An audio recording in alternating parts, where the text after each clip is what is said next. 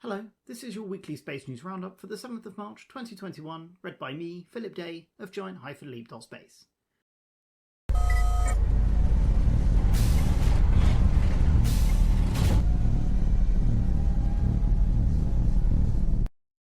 In today's episode, UK-owned OneWeb completes first live test of broadband from space. UKSEDS meet for the National Student Space Conference, virtually, of course. The UK government continues to make UK space news as the Chancellor sets out help with digital business productivity, and Giant Leap publishes a deep dive on the new government agency known as ARIA that was also announced this week. Across the pond, it's hard to miss that SpaceX achieved a major testing milestone on their Starship program, flying, flipping and landing the Starship, which some minutes later nonetheless ended in an explosion.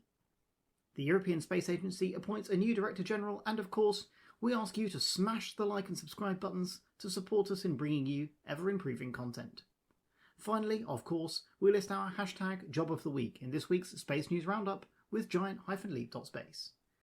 In fact, this week's plug goes to our existing supporters. If you're a returning listener, you've probably noticed a drastic improvement in the sound quality, thanks to the new microphone, which you all made possible. Thanks! To find out how to support the channel, check us out on patreon.com/GiantLeap, where we have an ever-increasing haul of free and additional content. Back to the news. UK-owned OneWeb, who run a mecha constellation of 110 satellites already in orbit of the initial 648 for which they have funding, have successfully completed early beta testing, delivering broadband to the Florida area. Florida, USA is where OneWeb house their factory, capable of turning out 2 satellites a day from a highly skilled workforce of about 100 people.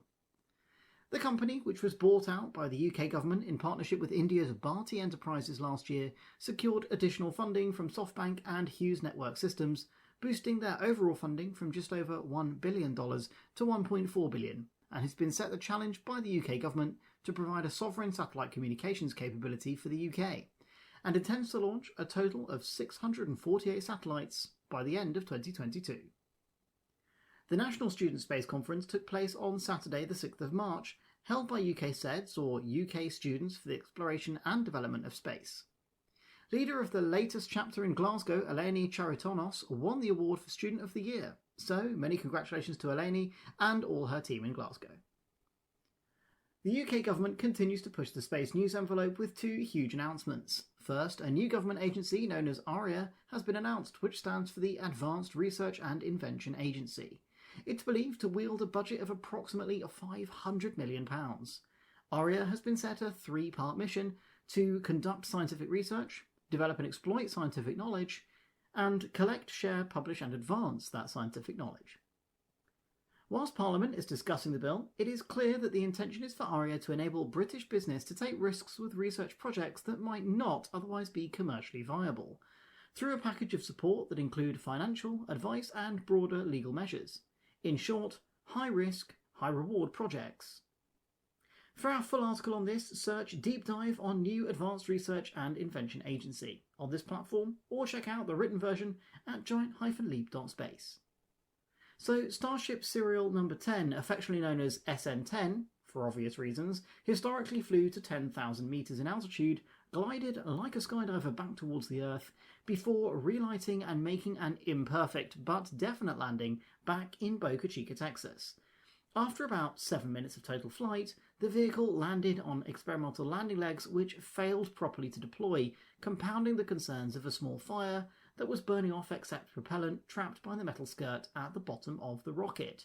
Despite robotic firefighting equipment tackling the blaze and noticeably gaining on the fire, the rocket exploded approximately 8 minutes after touchdown.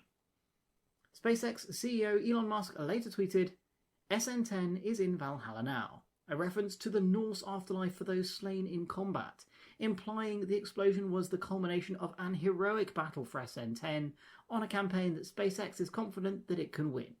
To that end, SpaceX continued to publicise their lunar variant of Starship in a week when Japanese billionaire Yusaku Maezawa, known as MZ, invited members of the public from around the globe to join him on his free return trip around the moon in 2023. MZ invites you to pre-register for the opportunity at dearmoon.earth. Joseph Aschbacher, previously the head of Earth observation at the European Space Agency, has taken the helm as the new Director General of the agency, supported by the UK Space Agency as a founding member. Aschbacher has a PhD in natural sciences and a 35-year career in the European space scene, joining ESA in 2000. The new Director General is passionate about planet Earth and using space-derived information to make Earth a cleaner and better place to live. For this week's Job of the Week, quite a few opportunities came up, two of which were by Welsh rocket manufacturer and high-altitude balloon operator B2 Space. Our hashtag Job of the Week this week, though, is for a financial analyst to work remotely out of their Newport offices. To see our Job of the Week 24 hours before we publish here on the Roundup, subscribe to our Patreon page, where numerous perks of membership include this Space News Roundup a day in advance. For a limited time only, there's also a free merch giveaway for new members. Strongly encourage you to check that out. Be sure to follow us on LinkedIn or your favourite social media platform by searching for hashtag Giant Leap. Thanks for checking in, and until next time, remember that every giant leap is set up by thousands of small steps. You have been listening to a Giant-Leap.Space